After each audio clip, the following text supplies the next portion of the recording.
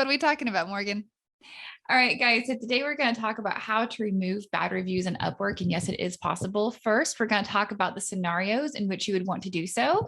Second, we're going to give you 3 different ways to actually remove those bad reviews. And then finally, we're going to give you a little bonus tip at the end. So stay tuned.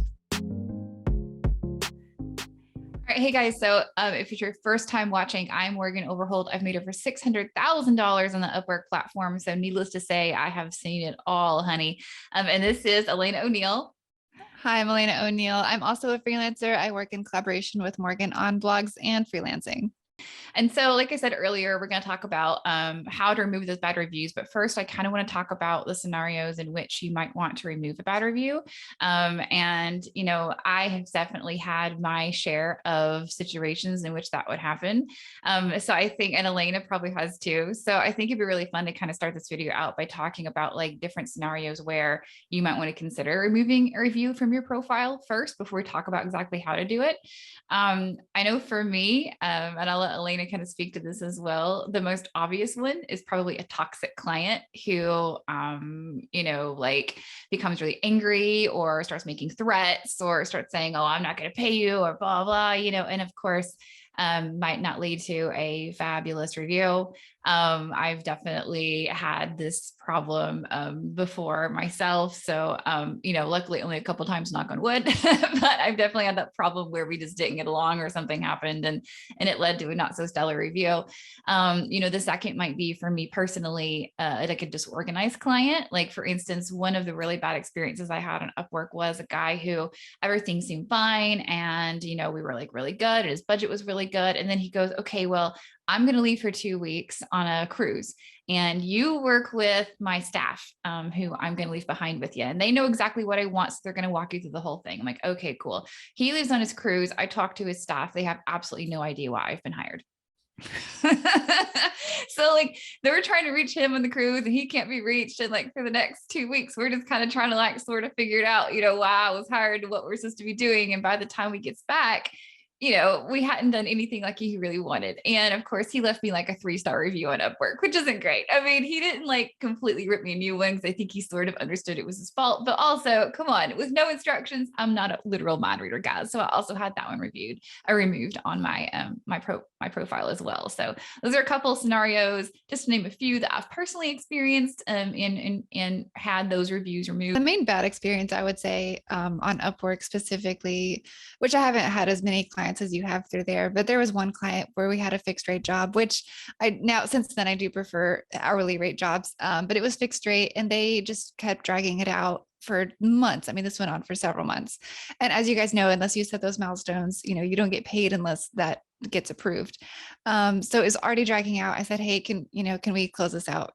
Like this has been long enough. And I requested to close it out. They finally agreed, but they came back a year later asking for edits. And I just had to say, look, I'm so sorry. I can't do it. At that point, they can't really do anything. I was worried about like them coming back on me later for a bad review. So I actually didn't take any more work with that client. That's really more proactive than it is like reactive than for you. You proactively prevented a bad review. Proactively prevented it.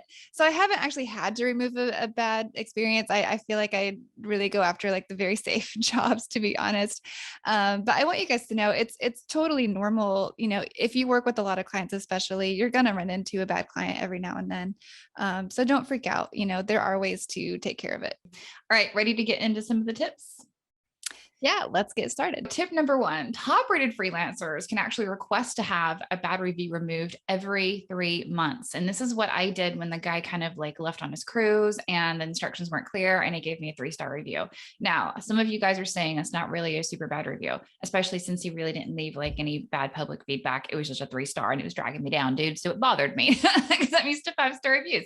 So I called it in. And the funny thing is, I'm pretty sure this is the only time I've used that top rated perk in like 5 years on the platform. So it's definitely not something you want to do all the time. I will warn you though, if you do remove it this way, it doesn't just completely disappear.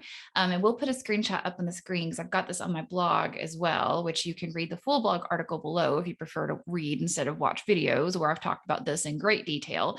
But it shows, feedback has been removed is what it looks like. and it takes away the stars. So it does leave some ambiguity there. I never say that word right, ambiguity. But people be like, wait, why did they have that review removed? But I will tell you, I liked it better because that 3-star review was no longer staring me in the face. What's the actual process like when you request that as a top rated person?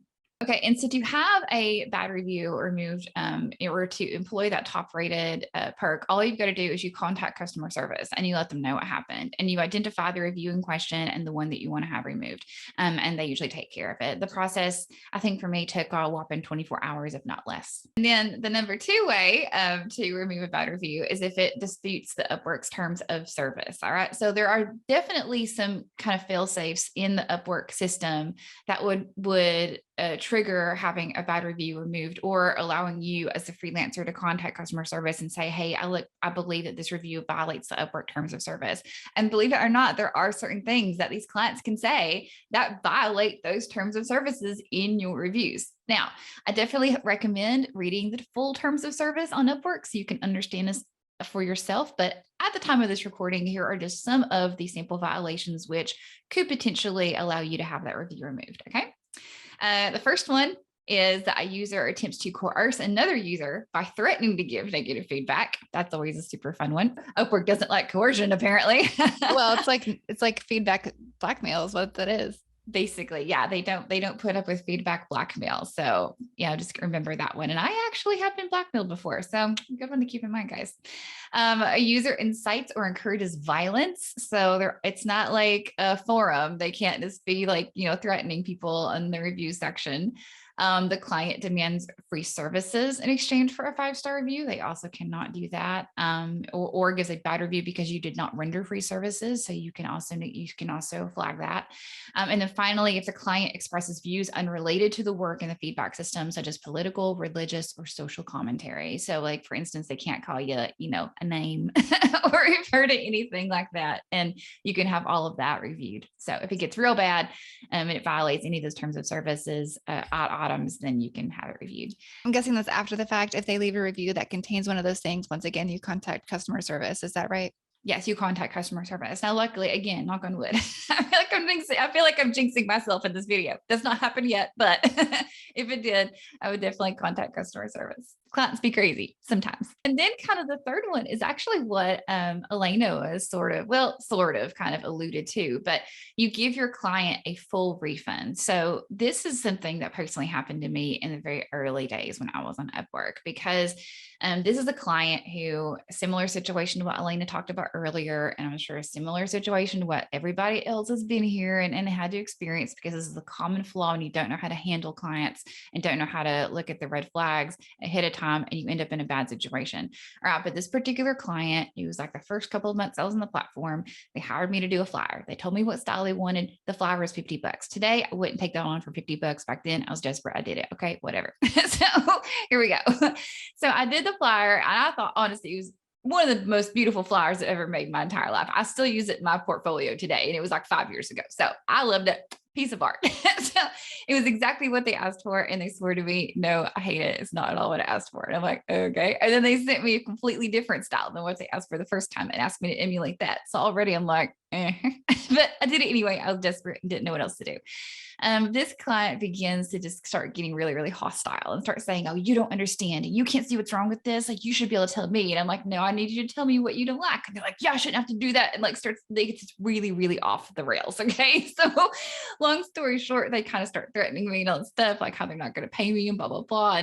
And I put up with this for quite a long time, guys, to the point where we finally just agreed to, like, they'd give me the $50 and we close up the project. Well, then they left me a really bad review. And I was like, what the heck? Is this $50 really, really worth it? In the long run, I decided, no, it is not. So what it ended up doing is just refunding all of their money and said, hey, look, here's like all of your money back. Let's just call this a loss. It removed that review entirely, because if no money changes hands, if you refund 100% of your client's money, it will go poof. It's not even a feedback removed. It just poofs into the night, because if your client gives you $0, you receive zero money for doing whatever it was that you did. then they cannot review you. And that's also why I said relates to Elena's story from earlier, because you can also kind of proactively do that. You can do that before you start the contract, or if you find yourself already in a contract, but no money's exchanged hands and you're thinking, ooh, there's a lot of red flags here, you can close out and they cannot leave feedback on your profile if money did not change hands. Okay, so that's a little pro tip as well. And for me, it was worth it because I was so new on Upwork that if I had a bad review that early on, then it would scare everybody else off. So for me, who cares on the loss of $50 and a few hours of my time? It brought me a lot of extra work because my beautiful profile was not tarnished. And I think a lot of this stuff, it's interesting. It kind of goes back to a common theme of like red flags with clients. So, and that's probably something we'll discuss at a later video. That's a whole video for a different day, but you can avoid a lot of this stuff by looking out for some of the red flags. I've already written a blog post on that. So we'll just link the full blog post about how to avoid bad clients and look for red flags, because that definitely is like a Jedi thing that you want to do on Upwork. You want to kind of figure out how to do that so you don't run into any of these issues. In fact, all the issues I just referenced in this video, these all happened a minimum of like 4 or 5 years ago at this point. So, I mean, after a while, you just get really good at avoiding the situation before it starts, which leads us to our bonus tip. What's our bonus tip, Morgan? So our bonus tip is actually the more experience you gain on Upwork, the less you'll encounter bad clients and bad reviews, which is exactly kind of what we jumped the shark and just talked about. But but that is really the best way to avoid this stuff. In the long run, is to just kind of figure out how to avoid it before it begins and to recognize those red flags really, really early on. Because like I just said, I haven't experienced any of this stuff in years. I haven't had to have a bad review removed in years. And again, knock on wood, it's not like an invitation to come bait me, crazy clients, but not crazy clients. We love our clients. No, I'm talking about the ones that got now. I'm talking about you, buddy. Tries to like bait me in the future. But I have gotten pretty good at recognizing the bad reviews before, or the bad, eggs before they even have a chance to do business with me, and kind of cut my losses and running. And on that note, you're not forced, even if you didn't get a bad review, if you just didn't feel great about the experience, you don't have to keep working with somebody. Just tell them that your list is full, make a recommendation. You can still leave things on good terms, but you don't have to continue working with a client if you feel like it's going in a different direction than you would prefer. Yeah, actually, that's like one of the most recent things that I did with a client about 2 years ago during the pandemic, is that it was kind of going. I just felt like we weren't getting along. And we completed our first project together, and they actually wanted more projects. And I was like, why? Because I don't think we get along. And I kind of just told him, I was like, I think that you'd probably be happier with somebody else. Cause I just, I feel like maybe we're not being super productive here. So, and they they're like, oh, well, maybe you're right. I don't know. We'll see. And we kind of just went our separate ways. Life is too short to stay in any kind of relationship, whether it be professional or personal. That's not really, super great. So yeah, there you go. Beautiful thing about freelancers, so many clients out there. Yeah, exactly. I'm sure they found another freelancer, and Lord knows I found plenty of clients that were like so amazing after that. So yeah, there's always more fish in the sea, people. All right. So that has been our video on how to remove bad reviews on Upwork and 3 ways to dispute negative or questionable feedback. So I hope you've enjoyed that. If you don't already, make sure to follow me on all the socials at Morgan O Media on Instagram and Twitter, and here on YouTube and Facebook, that's the one I'm forgetting. And make sure to like and subscribe so you don't miss a future video from us.